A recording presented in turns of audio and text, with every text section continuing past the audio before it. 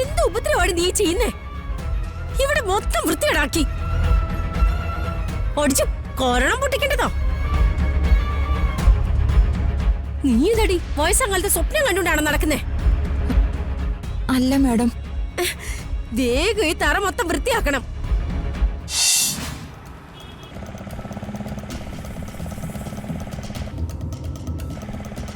ചേട്ടാ ഒന്ന് സ്പീഡിൽ പോ.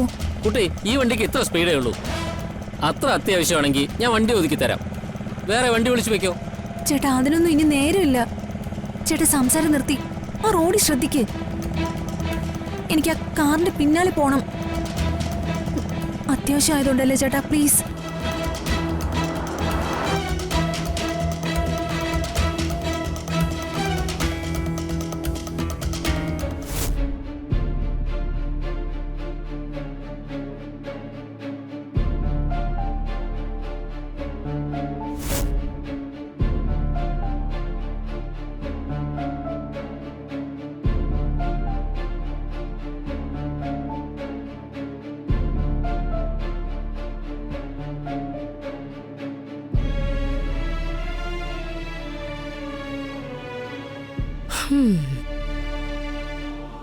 വേണുവേട്ടൻ എന്തിനാ ഒരു ടെൻഷൻ? ഒന്നുമില്ലടി. ഒന്നുമില്ലെന്ന് പറഞ്ഞ എനിക്കറിയില്ലേ വേണുവേട്ടനെ.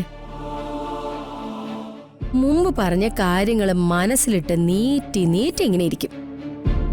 വേണുവേട്ടൻ ഓർത്തു നോക്കണം. നമ്മളിപ്പോ പഴയ ആളുകളല്ല, ദാരിദ്ര്യക്കാരും അല്ല, കോടീശ്വരന്മാരാ. കാശില്ലാതിരുന്ന കാലത്തേക്കാളും അസ്വസ്ഥതയാ കാശുണ്ടായിപ്പോ. എനിക്ക് മനുഷ്യബന്ധങ്ങൾക്ക് വില കൊടുക്കാതെ ജീവിക്കാൻ പറ്റില്ല. എന്തെങ്കിലും പറയാനുണ്ടെങ്കിൽ മനസ്സിലിട്ട് ഇങ്ങനെ ഉരുട്ടാതെ അതെന്റെ മുഖത്ത് നോക്കി പറ വേണുവേട്ടാ. എടി ഒന്നുമില്ല, സമാധാനം മാത്രമേ ഞാൻ ആഗ്രഹിക്കണുള്ളൂ. അതാ ഞാൻ പറഞ്ഞത്, നമുക്കിവിടെ എല്ലാ സൗകര്യങ്ങളും ഉണ്ട്. നമ്മുടെ മകനായിട്ട് നമുക്കതെല്ലാം നേടിത്തന്നു. വേണുവേട്ടന് ഇഷ്ടമുള്ള ആഹാരം കഴിച്ച് ഇഷ്ടമുള്ള കാര്യങ്ങളൊക്കെ ചെയ്ത് ഇവിടെ എവിടെയെങ്കിലും സ്വസ്ഥമായിട്ടിരിക്കേ. ഇവിടുത്തെ ബാക്കി കാര്യങ്ങളെല്ലാം ഞാൻ ഏറ്റെടുത്ത് ചെയ്തോളാം. അപ്പൊ ഞാൻ വെറും ഒരു കാവൽ നായ. ഇവിടുത്തെ സിറ്റ് ഔട്ടിൽ ചെന്ന് കിടന്നാ മതി. പരിചയമില്ലാത്തവര് വരുമ്പോ കുരയ്ക്കുന്ന ചെറിയൊരു ജോലി മാത്രം അല്ലേ? എന്നാ നീ എന്റെ പെടലിക്ക് ഒരു തൊടലൂടി ഇടേ. ഇങ്ങനെ ദേഷ്യപ്പെടാതെ വേണുവേട്ടാ. ഇവിടെ ഒരു നല്ല കാര്യം നടക്കുകയല്ലേ. അത് വെറുതെ നമ്മൾ തമ്മിലൊരു അഭിപ്രായ വ്യത്യാസം ഉണ്ടാക്കി അലങ്കോലം ആക്കണോ? നിനക്ക് നല്ലതെന്ന് തോന്നുന്ന കാര്യം എനിക്ക് നല്ലതാവണമെന്നില്ല. നിന്റെ ഇഷ്ടവും അഭിപ്രായവും ആയിരിക്കില്ല എന്റേത്. ഇതിനെയാണ് ഈ പൊരുത്തക്കേടെന്ന് പറയുന്നത്. എടീ, ബുദ്ധിമുട്ടുകളും വിഷമങ്ങളും ഒക്കെ ഉണ്ടായിരുന്നപ്പോ ഞാനും നീയും തമ്മിൽ അഭിപ്രായ വ്യത്യാസങ്ങൾ കുറവായിരുന്നു. ആ എന്നാ ഇപ്പൊ അത് കുറച്ച് കൂടുതലാ. വേണുവേട്ടന്റെ മനസ്സിൽ എന്താണെന്ന് എനിക്ക് വളരെ വ്യക്തമായി കഴിഞ്ഞു. പക്ഷെ അതൊന്നും നടക്കാൻ പോകുന്നില്ല. ആ അധ്യായമൊക്കെ കഴിഞ്ഞു പോയി വേണുവേട്ടാ.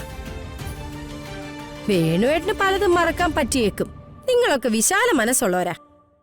പക്ഷേ ഞാൻ അങ്ങനെയല്ല. എനിക്ക് ഈ ജന്മത്ത് അതൊന്നും മറക്കാൻ പറ്റില്ല. വേണ്ട.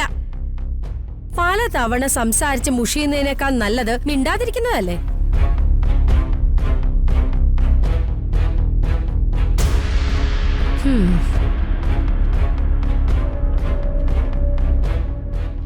വേണുവേട്ടാ, ആ വരുന്ന ആരാ നോക്കി? അതിവിടുത്തെ പുതിയ ജോലിക്കാരിയല്ലേ?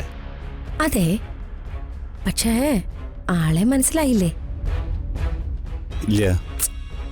ശരിക്കും നോക്ക്.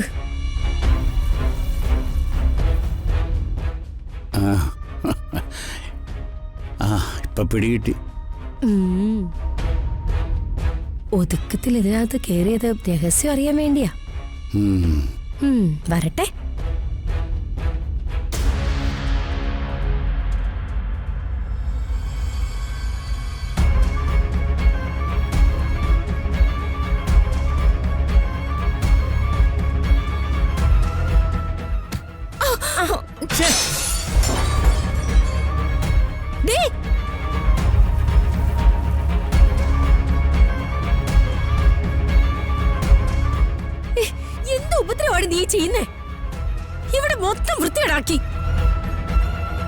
ഒടിച്ചു കൊരണം പൊട്ടിക്കേണ്ടതോ? നീ ഇതടി വയസ്സങ്കാലത്ത് സ്വപ്നം കണ്ടുകൊണ്ടാണ് നടക്കുന്നേ.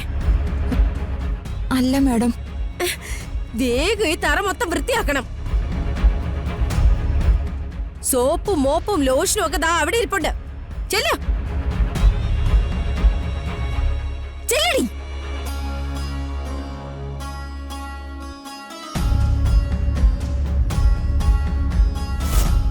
ഇങ്ങനെ നെഗറ്റീവ് ഇമേജ് ഉള്ളൊരു സ്ത്രീയെ ഒരു മന്ത്രി താമസിക്കുന്ന വീട്ടിൽ നിർത്താൻ പറ്റില്ല.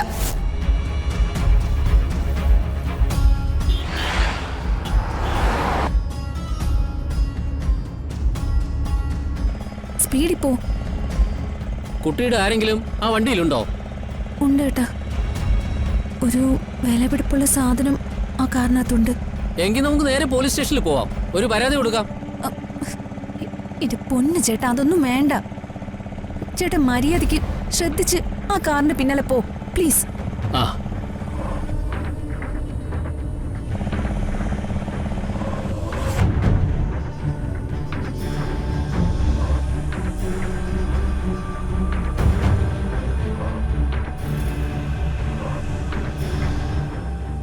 പെട്ടെന്ന് ചെയ്യ്.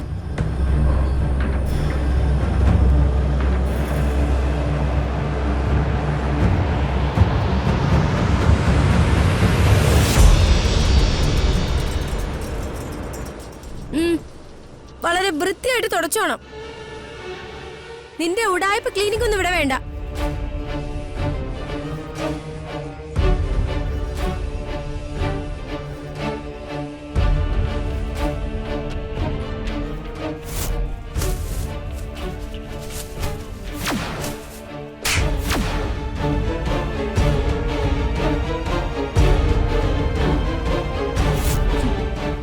ഈ വീട് മൊത്തം വൃത്തിയാക്കണം. എന്നിട്ട് എല്ലാ ടോയ്ലറ്റും നീ കഴുകണം. നടുമേലെന്നെങ്ങാനും നീ പറഞ്ഞോ, നിന്റെ നടുവിലിട്ട് ഞാൻ ഇടിക്കും. ചെയ്യടി വേഗം.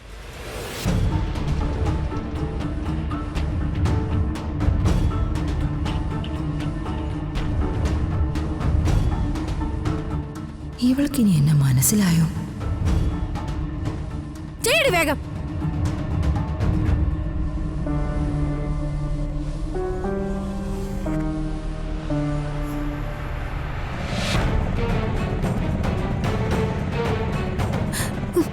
എന്റെ ദൈവമേ, ഒരാപത്തും ഉണ്ടാക്കല്ലേ.